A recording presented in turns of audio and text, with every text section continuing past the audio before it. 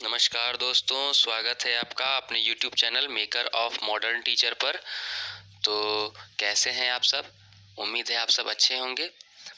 Jharkhand DElEd की पिछली कक्षा में हमने विज्ञान शिक्षण की विधियों का अध्ययन करने शुरू किया था, जिसमें हमने अन्वेषण विधि को देखा था लास्ट एपिसोड में। आज के क्लास में हम विज्ञान शिक्षण विधि के प्रयोगशाला विधि पर चर्चा करेंगे, जो बहुत ही महत्वपूर्ण सवाल है, बार बार रिपीटेड किया जाने वाला। एक साल छोड़ एक साल ये आने की संभावना बनी रहती है। तो प्रयोगशाला विधि से आप क्या समझते हैं, इसका अर्थ, परिभाषा, इसके गुण विशेषताएं, इसके क्रियाकलाप, इन सबको जानने का प्रयास करेंगे। तो प्रयोगशाला विधि मैंने प्रारूप आपके सामने प्रस्तुत किया है। प्रयोगशाला विधि का परिचय, प्रयोगशाला विधि में क्रियाकलाप, प्रयोगशाला विधि के गुण, प्रयोगशाला विधि के दोष।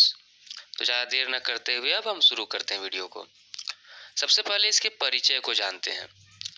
विज्ञान की वास्तविक शिक्षा प्रयोगशाला में ही संभव है। सही बात है। इसलिए आधुनिक शिक्षा प्रणाली में प्रायोगिक कार्यों पर विशेष बल दिया गया है। प्रायोगिक विधि में विज्ञान विषय से संबंधित उपकरणों, आवश्यक वस्तुओं आदि की सहायता से विज्ञान के नियमों, सिद्धांतों, अवधारणाओं का प्रायोगिक सत्यापन किया जाता है। इस विषय में विद्यार्थी व्यक्तिगत रूप से स्वयं प्रयोग कर अनुभव प्राप्त करता है, मतलब खुद करके सीखता है। विद्यार्थी उचित अवलोकन एवं निरीक्षण द्वारा निष्कर्ष पर पहुंचते हैं। यदि विद्यार्थी को प्रयोग के दौरान किसी प्रकार की कठिनाई होती है तो शिक्षक उनकी सहायता करते हैं और उनकी समस्या का समाधान करते हैं। तो यह मतलब प्रयोगशाला विधि करके सीखने के सिद्धांत पर आधारित है और इसीलिए अत्यंत प्रभावी विधि है। तो हमने प्रयोगशाला विधि का परिचय देखा। अब हम आगे देखेंगे कि इसमें क्रियाकलाप जो किया जाता है वो कैसे किया जाता है, यानी कि प्रयोग किस प्रकार होता है। एक समस्या हम ले लिए, द्रवों में घुलनशीलता एवं अघुलनशीलता का अध्ययन कराना। मैंने बच्चों को बताना है कि कौन सॉल्युबल है, कौन इनसॉल्युबल है, कौन घुलने लायक है, कौन नहीं घुलने लायक है।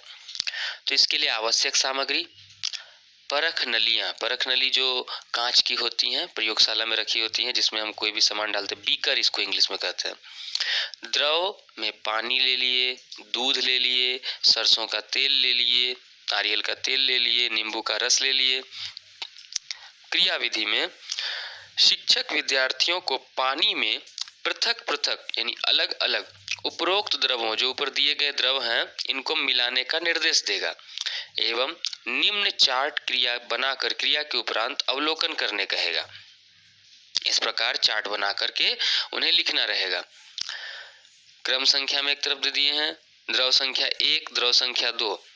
पानी के साथ दूध मिलाएं तो क्या अवलोकन किया आप, घुल गया कि नहीं घुला।